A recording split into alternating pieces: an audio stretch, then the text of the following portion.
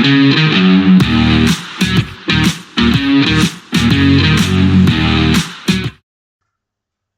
welcome back to the Supercoach Nuff channel. In this video, we're going to do the round 1 preview for NRL Fantasy in the 2026 season. So obviously we've already had a couple of games, and as you can see, I was pretty heavily invested in the teams in Vegas and feel like it went pretty well in the main.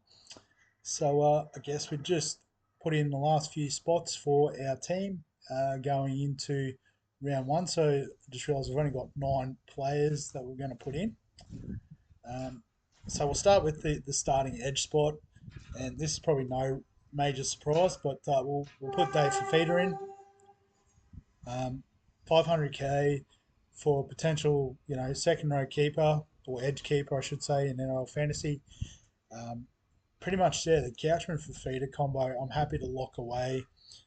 Particularly, I've got Lukey, Ryan Couchman on the bench that scored pretty well in round 1 and are going to make a lot of cash, but also, are playable in any given week. So, I think set for feeder in there, nice and easy. In the centres, I'm going to go with KL Ero. I probably do have the money for Herbie Farnworth when the rest of the team shakes out. But I do like the idea of having a bit of flexibility, particularly with the wing fullback strategy that I'm running with. It might be useful to have a bit of cash to do some upgrading.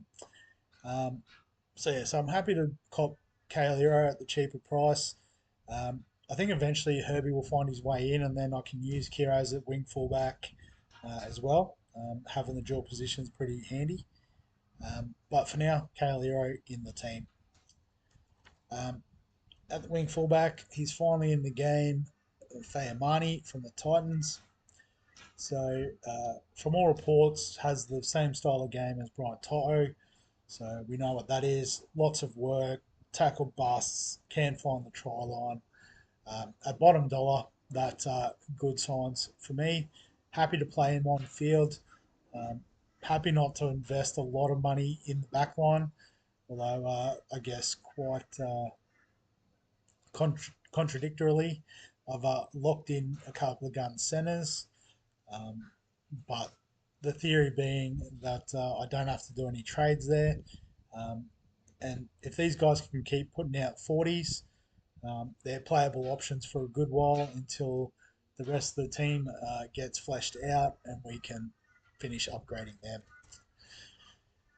Feels a bit weird putting these guys on the bench, but the first 2 bench spots, Nathan Cleary and Isaiah Yeo.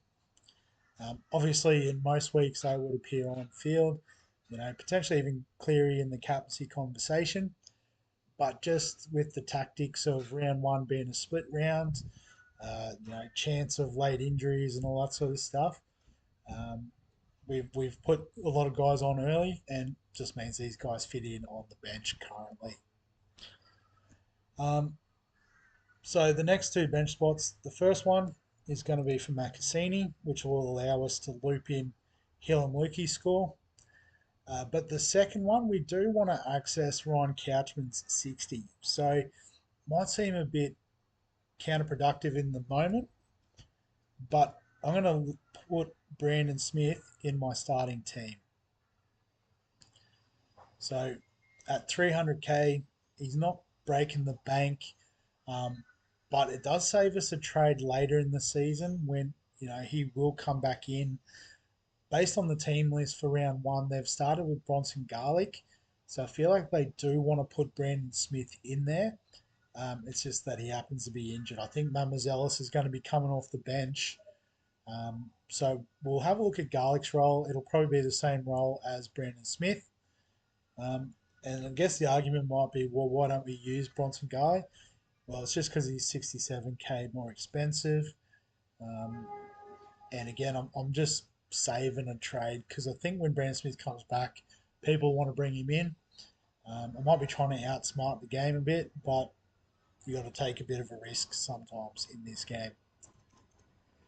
And so then our final 2 spots, Ethan Sanders will be there. dominant half or seemingly dominant half at 350k. Um, we haven't seen him in pre-season, so it is a little bit of a gamble. But I think at his price point, it's not really much of a gamble. Um, so we're locking him in. And then the final pick, we did have Paxton there originally.